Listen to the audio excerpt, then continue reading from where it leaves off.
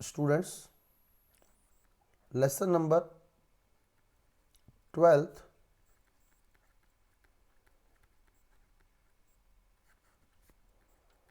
Aldehyde व ketone. Aldehyde व ketone जिसमें हम लोग रासायनिक अभिक्रियाएं डिस्कस कर रहे हैं। एल्डिहाइड व कीटोन की रासायनिक अभिक्रियाओं में हम लोग प्रथम प्रकार की अभिक्रिया नाभिक स्नेही युगात्मक अभिक्रिया डिस्कस कर चुके हैं।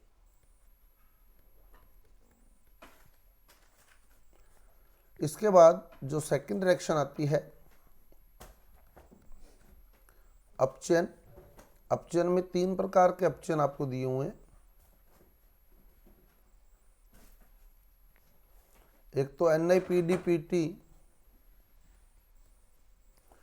Na+C2H5OH या LiLH4, ये मैंने आपको पहले भी बताया हुआ है, इनके द्वारा अपचयन। दूसरा है क्लीमेंसन अपचयन और तीसरा है वोल्फ किशनर अपचयन। 3 अपचयन जो है वो हमें बताए हुए हैं, NiPDPT से क्लीमेंसन अपचयन और वोल्फ किशनर अपचयन। उसके बाद अगली विक्रिया जो आएगी आपके पास ऑक्सीकरण। उससे अगली अभिक्रिया आएगी अल्फा हाइड्रोजन के कारण होने वाली अभिक्रिया, जिसमें एक बहुत ही इंपॉर्टेंट रिएक्शन एल्डोल संघनन, बहुत ही इंपॉर्टेंट एल्डोल संघनन। ये अभिक्रिया, ये हम आज अपचयन डिस्कस करेंगे और अल्फा हाइड्रोजन की अभिक्रिया डिस्कस कर लेंगे। उसके बाद जो 5th स्टेप आपका आएगा अन्य अभिक्रिया। तो ये रिएक्शन आनी है। आज हम लोग अपचयन और अल्फा हाइड्रोजन के कारण होने वाली अभिक्रिया यानी एल्डोल संघनन। तो आज इसमें एल्डोल संघनन में 2 स्टेप होते हैं। एक तो पहले अभिक्रिया होती है अल्फा हाइड्रोजन की, फिर जल निकलता होता है। अब मैं आज आपको इसका पहला स्टेप क्लियर कर दूंगा, ठीक है। दूसरा स्टेप हम इसका कल क्लियर करेंगे, लेकिन उससे पहले आपको कुछ दूंगा मैं यौगिक, वो आपने बनाकर आने हैं पहला स्टेप से, अभिक्रिया करके देखनी है। अब मैं अपचयन स्टार्ट कर रहा हूं। अपचयन जिसमें 3 मुख्य अपचयन है हमारे पास।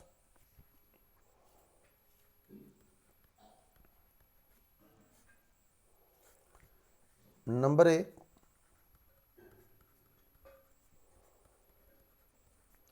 NiPDPT द्वारा या Na+C2H5OH द्वारा या LiAlH4 द्वारा। और जब एल्डिहाइड या कीटोन का अपचयन Na+C2H5OH द्वारा किया जाता है तो इस अपचयन को बुओ ब्लॉक अपचयन बोलते हैं। बुओ ब्लॉक अपचयन, जब अपचयन स्पेशली किसके द्वारा किया जाए, Na+C2H5OH के द्वारा किया जाए, तब इसे बोलते हैं बुओ ब्लॉक अपचयन। अब अपचयन करने के तरीके बताए थे मैंने आपको, आप बताएंगे कौन कौन से तरीके बताए थे, अपचयन कैसे किया जाता है।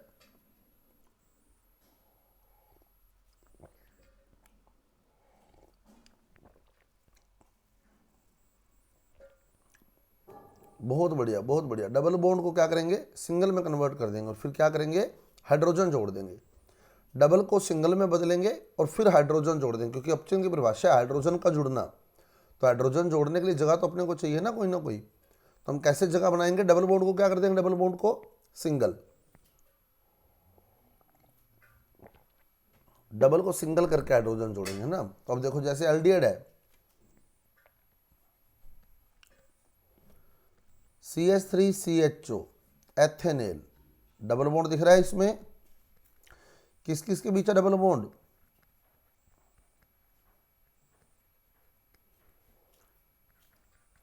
ऐसे ही कीटोन है, जैसे मैंने ले लिया एसीटोन, डबल बॉन्ड दिख रहा है दोनों में,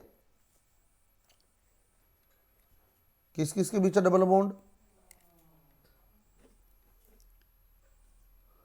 सी और ओ के बीच, है ना, और एरो के साइन के ऊपर एरो लगा दी हमने, एरो के साइन के ऊपर आपको NiPdPt दिया हो सकता है, Na प्लस C2H5OH दिया हो सकता है, LiLH4 दिया हो सकता है, जैसे यूं दे दिया NiPdPt, और यूं भी दे सकता है Na प्लस C2H5OH।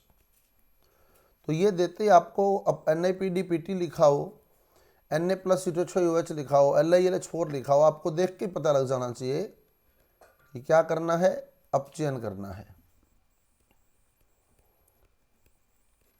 अपचयन करना है। अब अपचयन करने का तरीका क्या रहता है, जो डबल बॉन्ड होता है, जैसे यहाँ डबल बॉन्ड है, उसको सिंगल कर दो, डबल को सिंगल कर दो, तो CH3C सिंगल बॉन्ड हो, ऐसे ही CH3C सिंगल बॉन्ड हो CH3।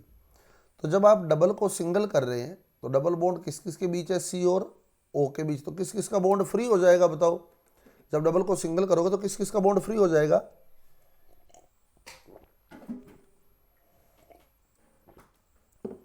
C का और O का, इधर भी C का और O का बॉन्ड फ्री हो जाएगा। तो जो जो बॉन्ड फ्री होएगा वहाँ वहाँ H जोड़ देंगे, यहाँ H जोड़ दिया, यहाँ H जोड़ दिया, यहाँ H जोड़ दिया, यहाँ H जोड़ दिया। तो एल्डिहाइड से आप देख रहे हैं अल्कोहल बन गया, और कीटोन से भी अल्कोहल बन गया। कितने H जोड़े हमने एल्डिहाइड में, कितने H जोड़े एल्डिहाइड में, 2, और कीटोन में 2, यानी प्लस H2 प्लस H2, है ना।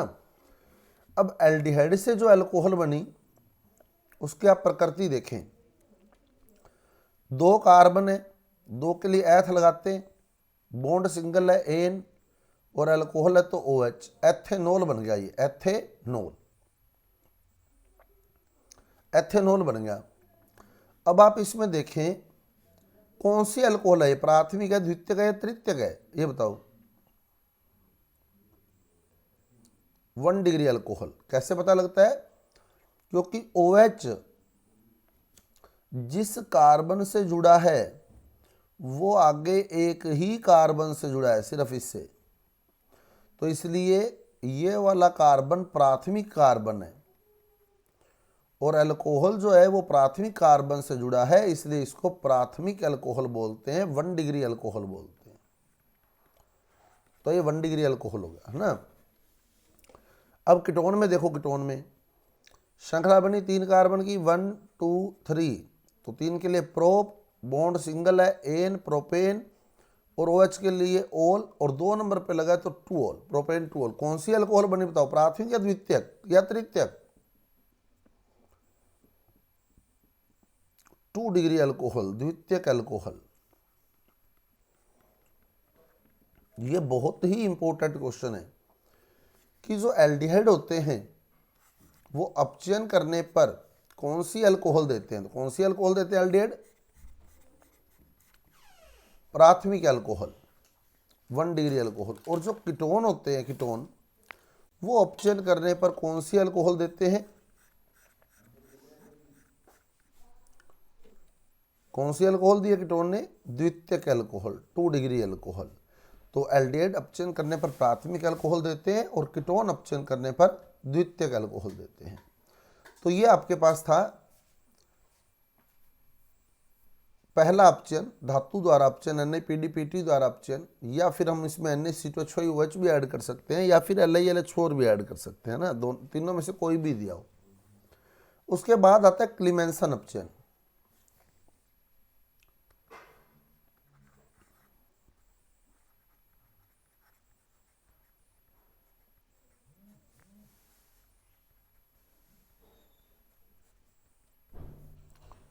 क्लीमेंसन अपचयन में जो कैटलिस्ट होता है ZnHg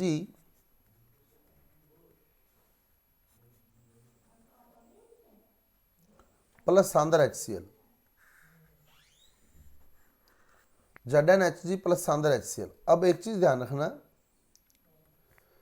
Zn कभी भी आ जाए तो Zn जो होता है ना, Zn ये किस में बदल जाता है बताओ? Zn किस में बदलेगा? Zn किस में बदलता होता है?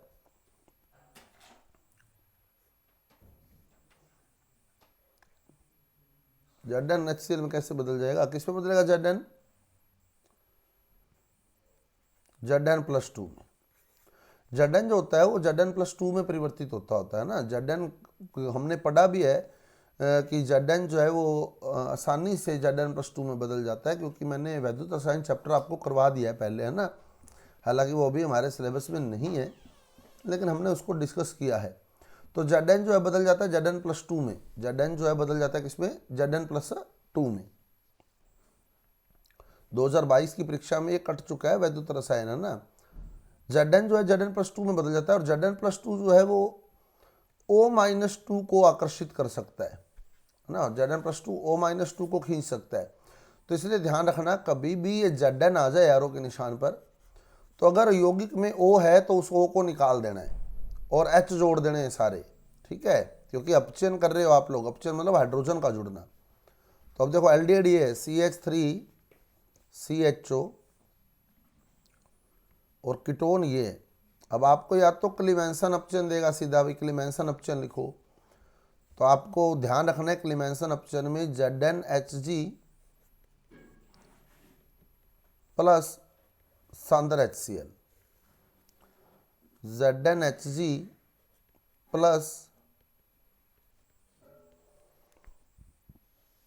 सांद्र HCl। तो Zn दिखते ही आपने क्या करना है, अगर इसमें O है तो O निकाल दो। है क्या O इसमें? तो उस O को निकाल दो। तो O के कितने बॉन्ड फ्री हो गए? 2। और C के भी कितने बॉन्ड फ्री हो गए? C के भी 2, है ना। जब ये O निकल जाएगा, यहाँ से O निकल जाएगा, तो अब आप देख सकते हैं O निकल गया। तो C के कितने बॉन्ड तोड़े इसने? C के कितने बॉन्ड तो टूट गए यहाँ से 2, और O के भी 2। सेम अब यहाँ भी यही होगा, O निकलेगा, यहाँ से भी O निकलेगा। तो C के 2 बॉन्ड खाली और O के भी 2 बॉन्ड खाली। तो क्या करेंगे, जो खाली बॉन्ड अपचयन कर रहे हो, अपचयन मतलब हाइड्रोजन का जुड़ना, तो जहां जहां बॉन्ड खाली हुए हैं वहां वहां आप हाइड्रोजन जोड़ देंगे।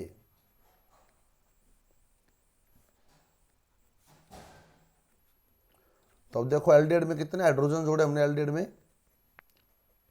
4 H जोड़े हैं ना। कीटोन में भी 4 H जोड़े हैं ना। एल्डिहाइड में 4 H आपको दिख रहे हैं, मैंने ब्लू कलर से दिखाए हैं। 1 2 3 4, है ना। तो 4H हमने एल्डिहाइड में जोड़े हैं, 4H कीटोन में जोड़े हैं। आप देखो क्या बना, क्या उत्पाद क्या बना इसका? देखो एल्केन बन गई, एल्केन। कोई क्रियात्मक समूह नहीं है, देखो इसके अंदर ये बना है, कोई क्रियात्मक समूह नहीं लगा। श्रृंखला कितने कार्बन की है इसमें? जो मैंने सर्किल में लिया है इसमें श्रृंखला कितने कार्बन की है? 2 के लिए एथ, है ना। और क्योंकि बॉन्ड सिंगल है तो एन क्या बनेगा? एथेन। और यहां से देखें तो श्रृंखला कितने कार्बन की?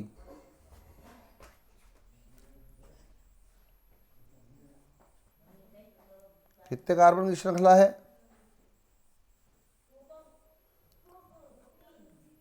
3 की, है ना। 3 कार्बन की श्रृंखला है। और बंध कौन सा है? सिंगल। तो सिंगल बंध के लिए एन, प्रोपेन। तो इस प्रकार क्लीमेंसन अपचयन में क्या बनता है? एल्केन बनती है। क्लीमेंसन अपचयन में क्या बनता है? एल्केन। क्लीमेंसन अपचयन जो होता है उसमें एल्केन का निर्माण होता है। आगे बात समझ? तो क्या करेंगे क्लीमेंसन अपचयन में? सीधा ध्यान रख लेना, क्लीमेंसन अपचयन में Zn आएगा, Zn आते ही O निकालना होता है, ठीक है। Zn आते ही O निकालना होता है। ओजोनीय बढ़न में भी अपने किया था, Zn आते ही O निकाला था। आपको ओजोनीय बढ़न याद होगा, तो मैंने बताया था ओजोनीय बढ़न आपको कि एल्कीन लेनी है। वापिस देख लो, एल्कीन लेनी है, उसमें हमने ओजोन जोड़ा था, ओजोन यानी O3 जोड़ा था। तो ये बॉन्ड तोड़ दिए थे हमने, है ना, ये बॉन्ड तोड़ लिए थे। एक को ऊपर जोड़ दिया था, 2O नीचे जोड़ दिए थे। अगले स्टेप में एरो पर लिखा था Zn प्लस H2O, तो Zn आ गया था, तो क्या निकाला था यहां से, ध्यान होगा आपको, क्या निकाला था, O, है ना। तो Zn आते ही हम लोग क्या करते हैं, O निकाल देते हैं। तो यहां भी Zn आया क्लेमेंसन अपचन में भी, तो क्या करेंगे, एल्डिहाइड कीटोन से जो O लगा है एल्डिहाइड कीटोन में, वो O निकाल देंगे। आगे बात समझ।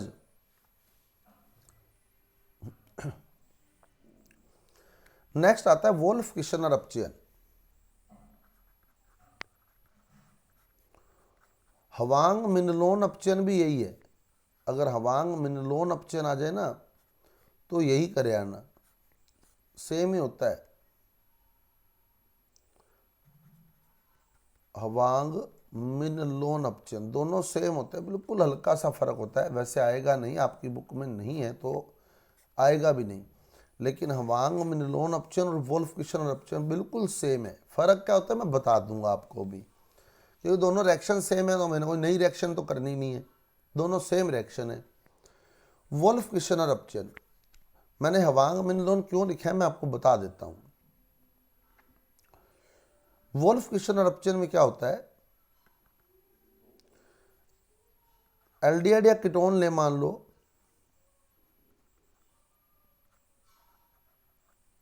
इसकी क्रिया हाइड्रोजन से करवाते हैं। क्या सूत्र होता है हाइड्रोजन का, बताओ हाइड्रोजन का,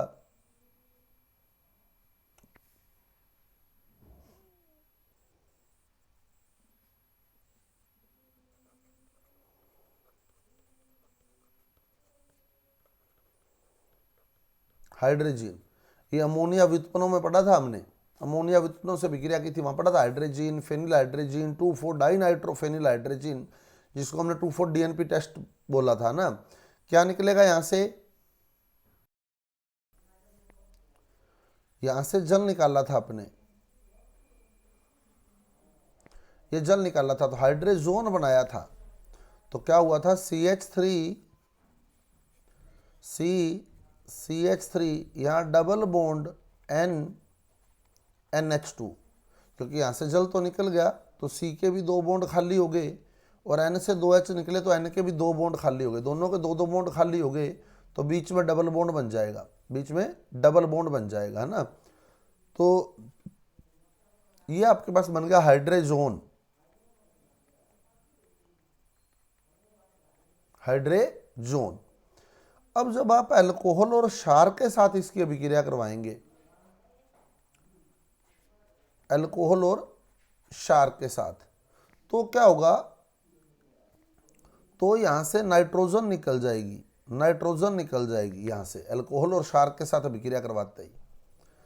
ये दोनों सेम है, दोनों में ये अल्कोहल और क्षार लिए जाते हैं, सिर्फ फर्क क्या आता है, एक में यहाँ ग्लाइकोल ले लेते हैं, एथिलीन ग्लाइकोल, तो ये भी तो अल्कोहल ही है, सही है, अल्कोहल है ना, ये एथिलीन ग्लाइकोल OH लगा हुआ है इसमें, ये भी अल्कोहल है। और एक में एथिल अल्कोहल लिया जाता है, तो वो भी अल्कोहल है, दोनों अभिक्रियाएं सेम टू सेम है, कोई भी फर्क नहीं है। आप यहाँ अल्कोहल प्लस क्षार लिख दें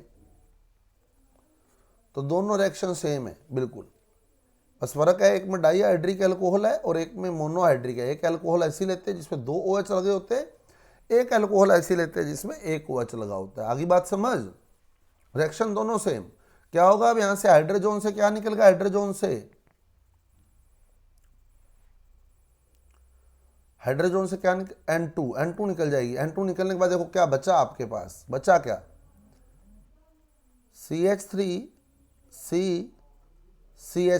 C के कितने बॉन्ड खाली हुए बताओ, C के कितने बॉन्ड खाली हुए, 2, C के 2 बॉन्ड खाली हुए, है ना। N2 निकल गया, और क्या बच गया N2 निकलने के बाद, N2 निकल गया, इधर से क्या बच गया, इधर से H2, तो एक H यहाँ जुड़ गया, एक H यहाँ जुड़ गया, 2 H बचे हुए थे, वो दोनों H जुड़ गए, प्रोपेन बन गया। 3 कार्बन की श्रृंखला है, 1 2 3, तो 3 कार्बन क्या लगाएंगे, प्रोप, बंद कौन सा है,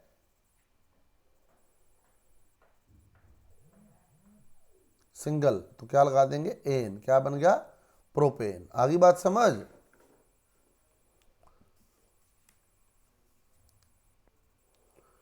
क्लियर है रिएक्शन?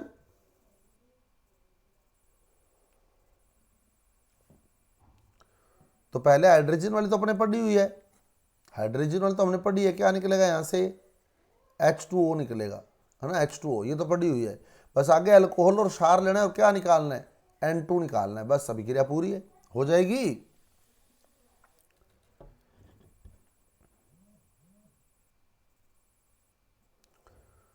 आगे समझ, चले आगे।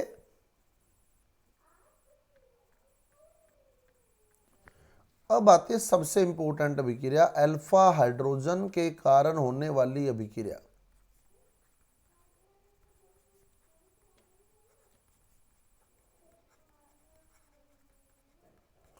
एल्डोल संघनन।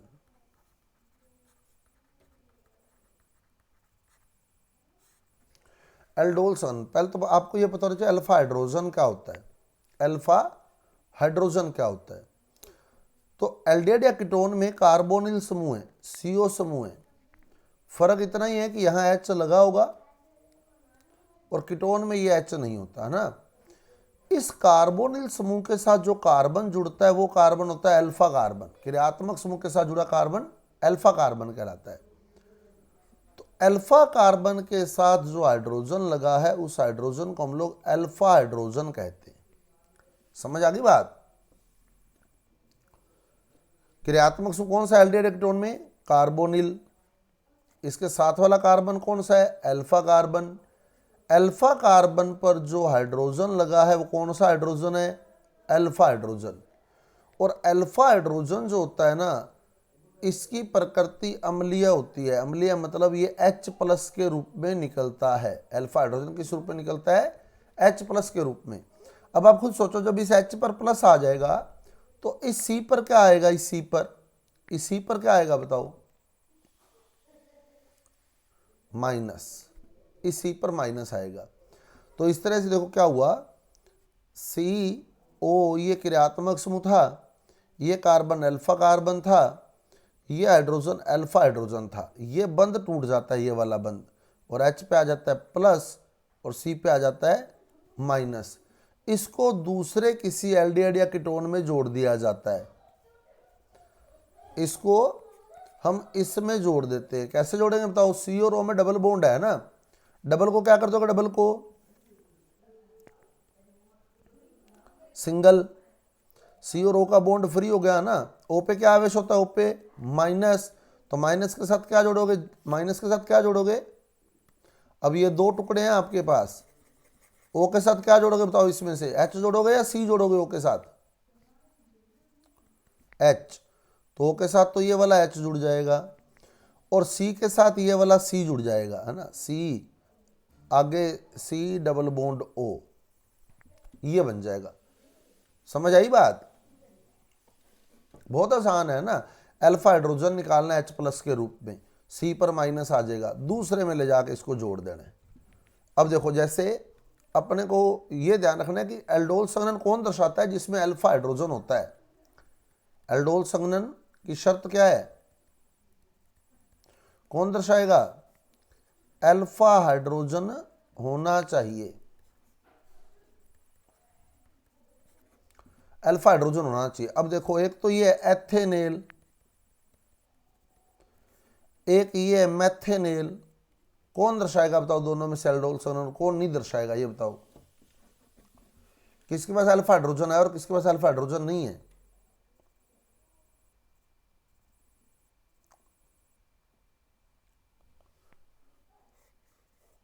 ये दर्शाएगा क्योंकि इसके पास अल्फा हाइड्रोजन है। क्यों है अल्फा हाइड्रोजन, आपको मैंने क्या कहा, सबसे पहले आप क्रियात्मक समूह देखें, ये क्रियात्मक समूह है, इसके साथ वाला कार्बन अल्फा कार्बन होता है, इसके साथ में जो ये कार्बन है ये अल्फा कार्बन है, और अल्फा कार्बन पर जो हाइड्रोजन लगे होते हैं वो अल्फा हाइड्रोजन होते हैं। तो यहां 3 अल्फा हाइड्रोजन पड़े हैं। क्लियर, समझ आ गई बात? तो कितने अल्फा हाइड्रोजन, इसके पास 3 अल्फा हाइड्रोजन है। और यहां बताओ इसके पास है क्या अल्फा हाइड्रोजन,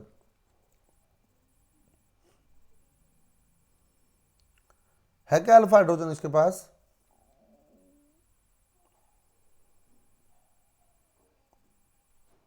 कहाँ है दो, क्रियात्मक समूह देख पहले दो, क्या समझ आती है आपको?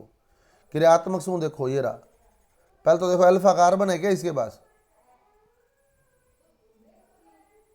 फिर अल्फा हाइड्रोजन कहाँ से आएगा? अल्फा कार्बन पे जो हाइड्रोजन लगे होते हैं वही अल्फा हाइड्रोजन होते हैं।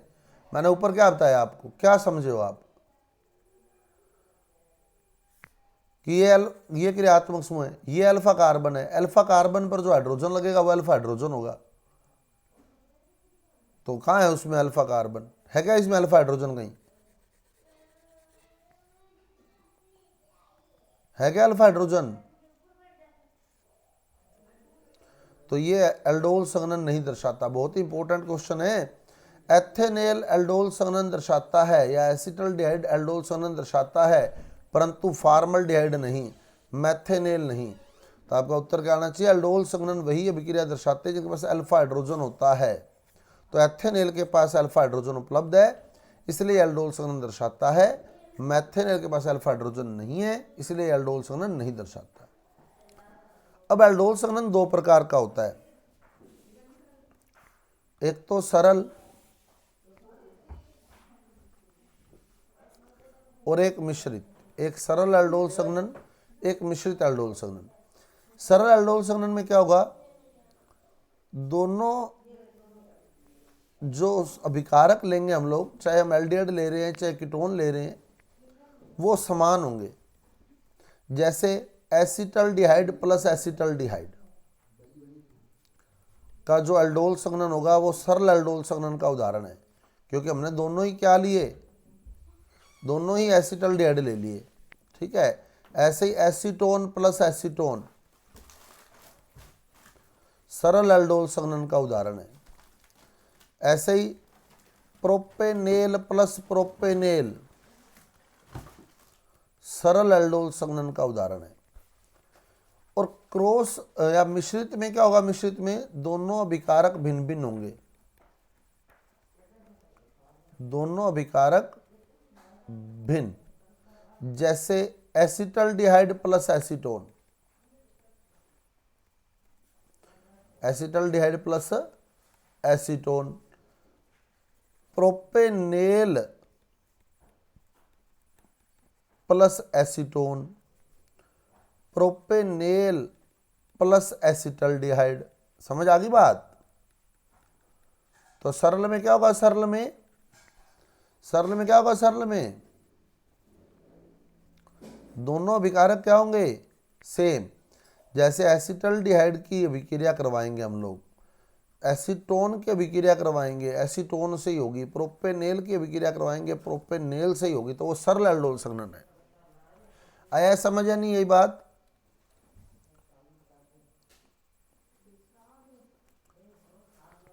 क्लियर? अब मैं आपको सरल एल्डोल संघनन का उदाहरण दे रहा हूं। एक उदाहरण मैं उठा रहा हूं, दो आपने करने। एसिटल्डिहाइड प्लस एसिटल्डिहाइड, आपको पेपर में यूं देगा एसिटल्डिहाइड, एरो पर दे देगा तनुसार। तो तनुसार देखते ही आपको समझ जाना है कि ये एल्डोल संघनन है, क्योंकि इसमें अल्फा हाइड्रोजन है, इसमें अल्फा हाइड्रोजन है। और तनुसार की उपस्थिति में अल्फा हाइड्रोजन युक्त कार्बोनिल यौगिक एल्डोल संघनन अभिक्रिया दर्शाते हैं। क्लियर? एसिटल्डिहाइड में अल्फा हाइड्रोजन है और तनुसार की उपस्थिति में अल्फा हाइड्रोजन युक्त यौगिक कौन सी अभिक्रिया दर्शाएंगे, एल्डोल संघनन। अब एसिटल्डिहाइड का एल्डोल संघनन कैसे करोगे आप लोग? एसिटल्डिहाइड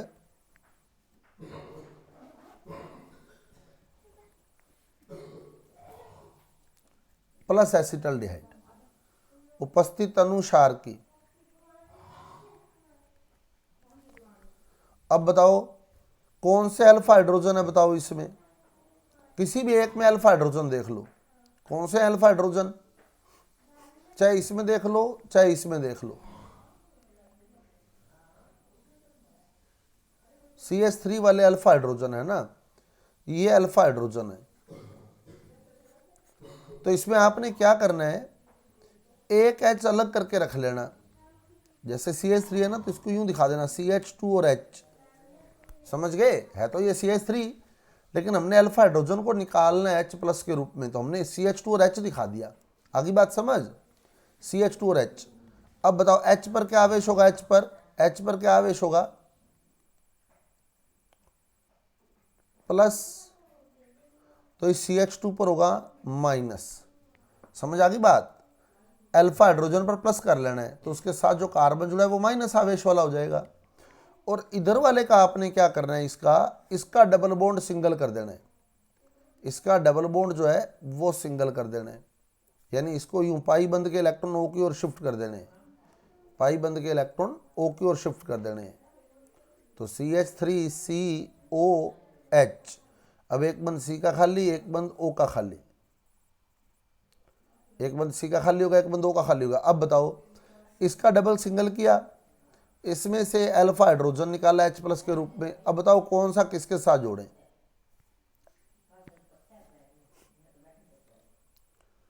किसके साथ जोड़े, कौन सा बताओ,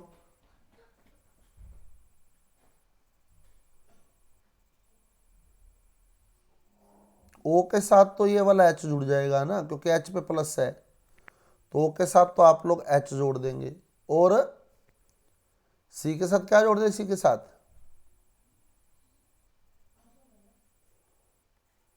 CH2CHO है ना, ये जुड़ गया।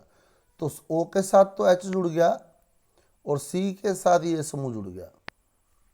आई बात समझ, बहुत आसान है। तो एक में क्या करना है, अपने अल्फा हाइड्रोजन अलग करके रख लेना है, क्लियर, अल्फा हाइड्रोजन अलग करके रख लेना है और दूसरे में उनको जोड़ देना है। ये बन गया एल्डोल, ये एल्ड और ये OH का ओल, तो एल्ड और ओल मिलके क्या बना गए, एल्डोल। ये बोला एल्डोल, ये एल्डोल बना है।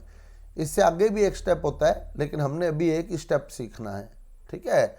समझ आई बात या नहीं है, ये बताओ, ये करके देखोगे आप लोग। पहला स्टेप होगा तो दूसरा हुआ पड़ा है, दूसरा मैंने आपको बताया हुआ जल निकालना है, जल कैसे निकलता है वो आपको पता है, फिर भी मैं बता दूंगा दूसरे स्टेप में, है ना। लेकिन आपको पहला स्टेप क्लियर करना है पहले, फिर हम लोग पहले के साथ दूसरा भी करेंगे कल। समझ आई या नहीं है, ये बताओ पहले तो।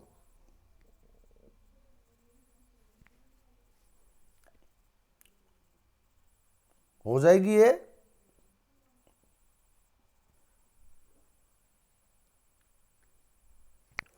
अब आपने जो करनी है वो देख लो। एक तो करनी है CH3COCH3,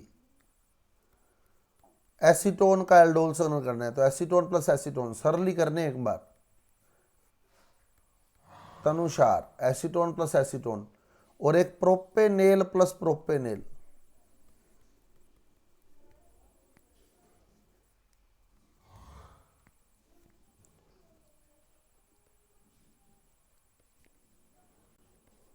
प्रोपेनेल प्लस प्रोपेनेल,